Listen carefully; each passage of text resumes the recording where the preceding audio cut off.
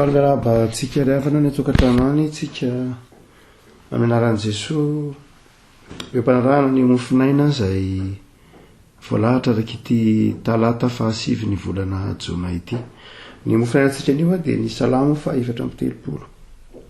Ny salamo 430.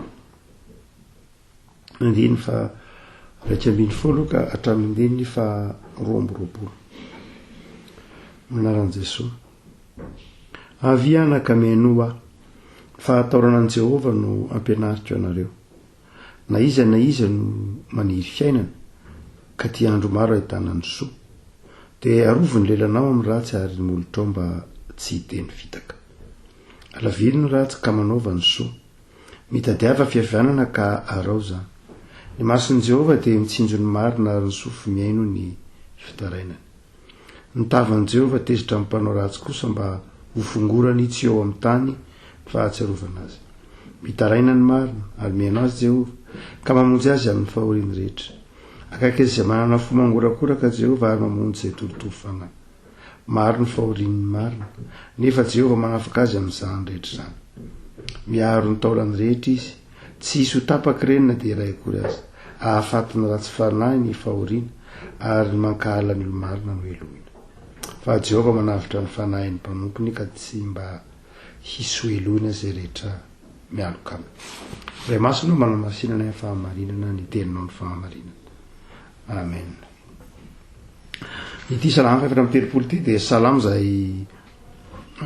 nyainan'ny Davida moa zany. Mazava fa nyainan'ny Davida avokoa ny salamo rehetra, fa izao ho fijoroana vavolombelona ataon'ny Davida zao hoe ho an'izay mitady fiainana, ho an'izay mitady andro lava ho velona ao anatin'ny andro lava maro ka nefa velona mahita ny soa, dia reto misy torohevitra omena azy ho Davida. Misy torohevitra ra-panahy omena izay rehetra maniry zany fiainana zany ary maniry ny velona ao anatin'ny fahatsarana. Dia fijona vavolombelona nataon'ny Davida mitsika satria ity salamo 430 amin'izao ity dia teraka tamin'ny fitrangan-javatra hita ao amin'ny Samuela voalohany 2:220. Tratran'ny fahavalony Davida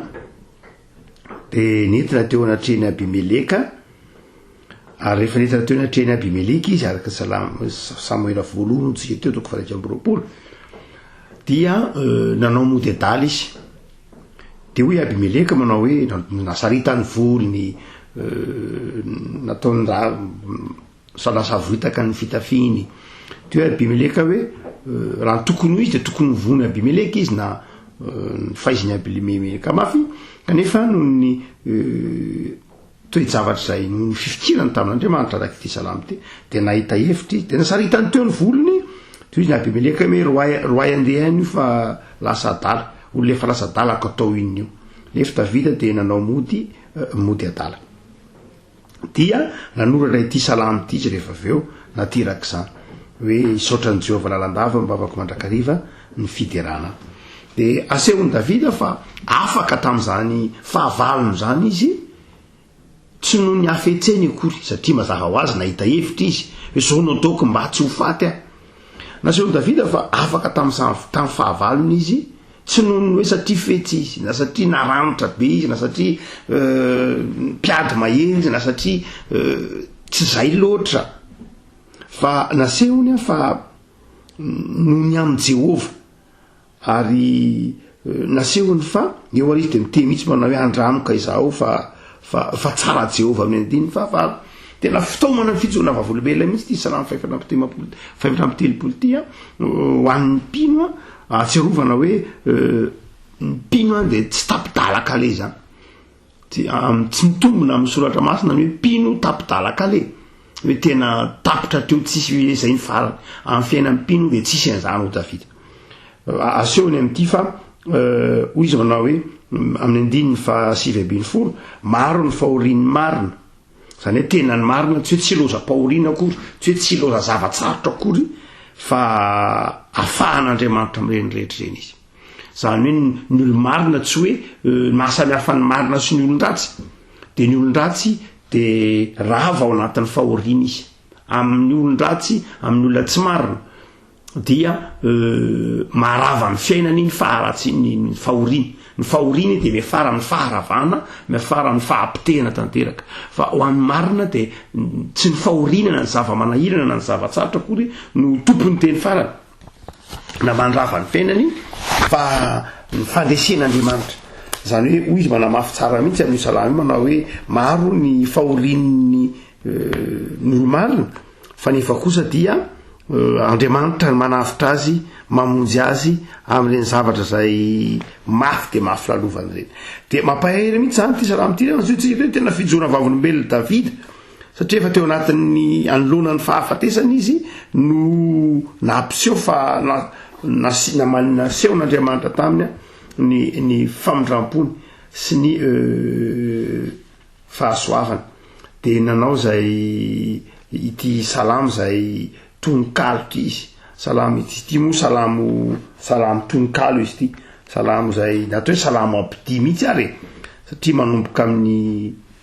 ohatran'ireny le manao ty amintsika hoe ny andininy voalohany ny andininy faharoa salamo ampidi filazany izy ty de eto ary de tena manentana mafy mihitsy Davida ny fikirantsika amin'Andriamanitra ny fikirantsika amin'Andriamanitra sy ny ananantsika fiainana miaraka amin'Andriamanitra de mampianatra antsika hevim-panahy ary Davida eto ry havako ny lohahevitritsika moa de mazava tsara hoe mihavana ao amin'ny tompo mihavana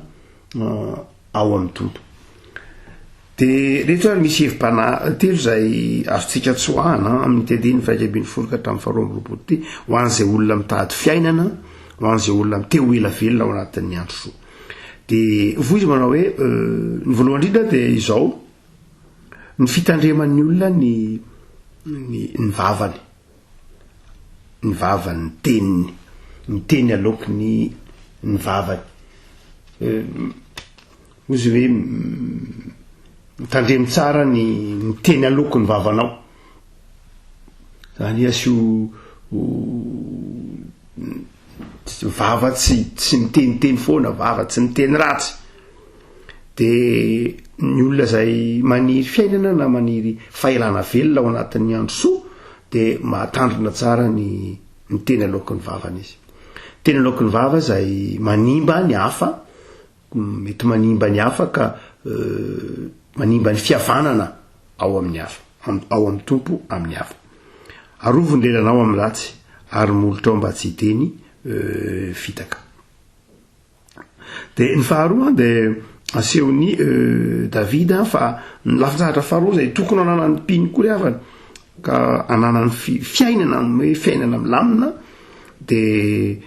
izy mitady fihavanana mandrakariva izy mitady fihavanana katsaka ny fiadanana zany hoe tsy pitady fikorotanana zany tsy mamboly ady tsy mamboly fikorotanana fa ngamo misy olona mamboly fikorotanana tena ny fikorotanana de tena toe-tsaina mihitsy ny hoe linaty de tena toe-tsaina mihitsy vokatry ny fanabeazany io vokatry ny zavatra ny ainany io ary tsy hoe areti-panahy ihany fa tena mety ho areti-tsaina mihitsy satria misy olona dia nanady atao raha hoe nahita fianarana izy de mety amin'ny zavatra tsy de manahoana loatra de linaty fotsiny izy mora sositra satria tena toe-panahy mihitsy le izy tena toe-tsaina mihitsy le izy ary areti-panahy koa tsika teo zay ilana fanasitranana ilana fiavaozana amin'ny tompo satria tompo ny manafaka an'io satria karazana fatorana ihany zany fatorana ihany ireny toetra zay tia miady fotsiny zao amin'ny zavatra tsy de tena manahoana loatra ndray raha misy olona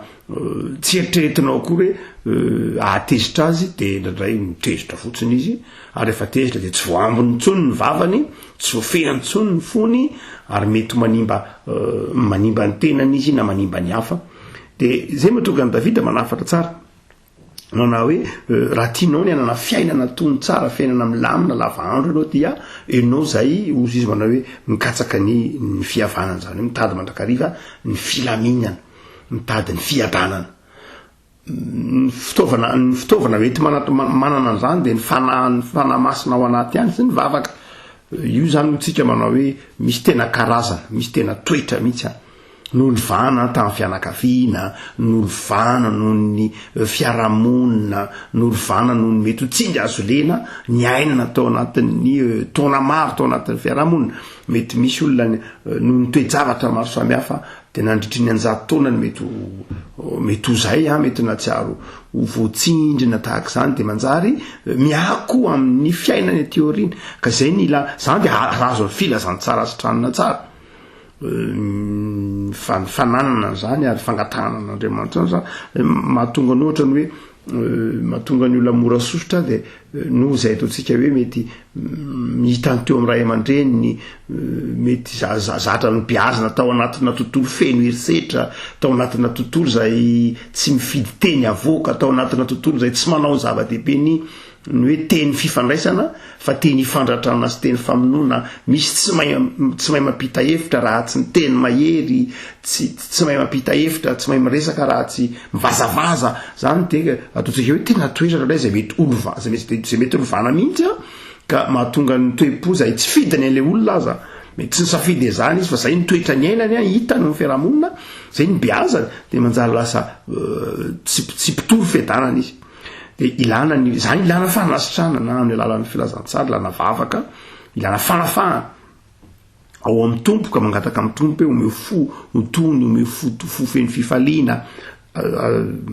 dia rehefa ao anaty zany toetra tia fihavanana zany ho Davida de tia fiadanana tia filaminana de tonga ho azy zany zavatra tsy amin'ny lafiny rapana ihany ny tombony zany fa raha de amin'ny lafiny ataontsika hoe klinika azy amin'ny lafiny médical amin'ny lafiny scientifique zany de mitombona tsara mihitsy fa ny olona tezidava ny olona mora miakatra tezidava de manjary miakatra ny tosidra de tapaka lalandra zanatry izy ny sisa rehetra fa ny olona manana fiainana tonikosa de mazava ho azy manana fahatony mpiainana izy ny fahatelo zay asehon'i Davida ka mahatonga ny olona manana zany hoe fiainana zany de ny olona mandeha mitady ny fahamarinana ny marina izy manao hoe zava-dehibe ny marina ny mason'i Jehova mitsinjo ny marina fahamarinana de ny hoe fanajana ny sitrapon'Andriamanitra fanajana ny didin'Andriamanitra fanajana ny lalam-piarahamonina zay misy iainanao ny fiarahamonina de manana lalàna manana ataontsika hoe zavatra efa ifampitondrana ao anatin'ny fiarahamonina io misy ao anatin'ny fiarahamonina io ny lalàna zay mipetrapetraky ny fiarahamonina de atsainao zany ny atao hoe marina io tsy hoe marina amin'ny fieritreretanao ihany sy ny marina amin'ny fifandraisanao amin'Andriamanitra zay mazava ho azy fa misy koa marina ao anatin'ny fiarahamonina io zay mahafiarahamonina azy ohatra hoe tsika kristianina de manana ny ataontsika hoe marina tsika ara-panahy tsy mamono olona tsy mangary sy ny sisa rehetra araky ny didy folon'Andriamanitra sy ny lalàna rehetra amin'ny Baisotra masina misy koa ny marina zay mazava araka ny lalàna misy ao amin'ny fiarahamonina voasoratra misy ny ataontsika hoe ny code pénal code civil isan-karazany zay mamatry ny atao hoe marina ihany koa de reny koa dia ajainao reny ty misy marina amin'ny fiarahamonina fa misy koa zavatra tsy voasoratra anatin'ny fiarahamonina fa eken'ny fiarahamonina rehetra ho marina eken'ny fiarahamonina rehetra ho marina ka tsy mifanohitra mazava ho azy amin'ny ataontsika hoe ny feo amin'ny fieritreretanao amampino anao zay raha ohatra indray izy ka mifanohitra amin'ny finoana zay zavatra hafa tsy marina amin'Andriamanitra indray fa misy tena zavatra mapetraky ny fiarahamonina ho marina ary tsy mifanohitra mizoatra masina nefa tsy mba atsika de hoy ny tompo hoe tsy marina tsika misy zavatra tsy voasolatra fa marina mety iainan'ny fiarahamonina anatiny ohatra hoe asa any ambanivohitra any misy dina any ambanivohitra any misy lalam-piarahamonina efa mba mifanarahana any hoe ohatra hoe ity aly ty any dia nataontsika ala fa kanakitay ary ity aly ty de nataontsika ala arovana de fanarahana tsotra fotsiny zao amin'ny fivoriam-pokon'olona na hoe itsika dia mba eto daholo tsika menakavy no manarany fakofa mifanaraka zay ny atao hoe fokon'olona mifanaraka amin'izany marina tsy mety tsy voasoratra anaty code pénal zany tsy voasoratra anaty code civil zany tsy voasoratra anaty lalàm-piangonana zany fa marina ao anatin'ilay fiarahamonina hoe mba ity lalany ity kosa de tsy analetsika fako hoe tsy mba sisiny sisa rehetra de ajainy zany fa tsy hoe satria manana ny marina rehefa zavatra tsy mifanaraka amin'ny eritreritro de ataoko hoe tsy marina tsy zay ry avako malala fa marina de ilana fahendrena ilana zay mampino manana fahazavan-tsaina ary mikatsaka miezaka mampijoro ny marina am'izay rehetra atao ary hoy salamo eto manao hoe ny mason'i Jehova de mitsino zany marina izany. Reo zavatra telo ora de tsy tokony ohatsika ry avako malala ho an'izay mitady fiainana hoy ny mpanao salama eto de okazava fa tsy hoe ny afetsenao tsy hoe ny enao maharanitra am'lafijahatra maro samihafa no anananao fiainana zay io fa ny fiainana de ateraky ny fahatahorana an'Andriamanitra, ateraky ny fiarahana amin'Andriamanitra, ateraky ny fiankinana amin'Andriamanitra. Ny fiainana de zavatra atolotra Andriamanitra atsika ka ny fiainana tokony azahoantsika azy de izany fiainana zany izy manao hoe tandremo tsara ary ataovy lehibe ny fahatahorana an' Jehova ao anatinao de izao tandremo ny teny alohan'ny vavanao.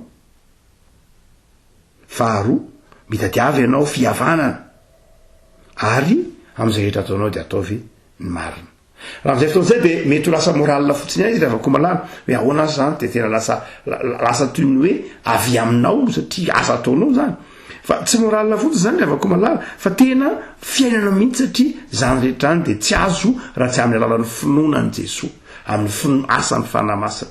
Azay no mahatonga ny hoe ho an'izay rehetra mino an' Jesosy tompo ka nandray ny fanamasina de ao anatin'izany zavatra efa afatra Jesosy zany asany fanamasina zany de mahare zany avako malala mangataka zany toetra soa zany amin'Andriamanitra amin'ny alalan'i Jesosy Kristy tompo zay mpamonjy antsika anome ny fanahiny ananatsika zany fahamasinany zany. Valaksika tompo misaotra anao zahay fa fanatoronao anay ny fiainana ka manisy fiambenana ny lelanay sy ny molotray zahay ary mitady fihavanana ny masonao mijery ny marina de atao aminao zay andeha ny fahamarinana. Manafatra anay ny teninao fa na de mandalo fahoriana aza ny marina, mandalo zavatsarotra aza ny marina de enao no manafaka azy ka tsy ny zavatsarotra ny tompony teny farany eo amin'ny fiainan'ny olo marina fa ny fandresenanao ianao. De ampaheleo zay tompo hanana toetra soa, hanana toetra tsara ary enao no nomeny fahelana velona, fahasalamana, fifaliana, fiadanam-po, fahatony-tsaina noho ny fahasoavanao. De hira ity salamo ity tahaka ny Davidy zay ny hoe isaotra ny Jehova lalandava aho ary eo ambavako mandrakariva ny fiderananao. Misaotra tompo amin'ny anaranao Jesosy. Amen.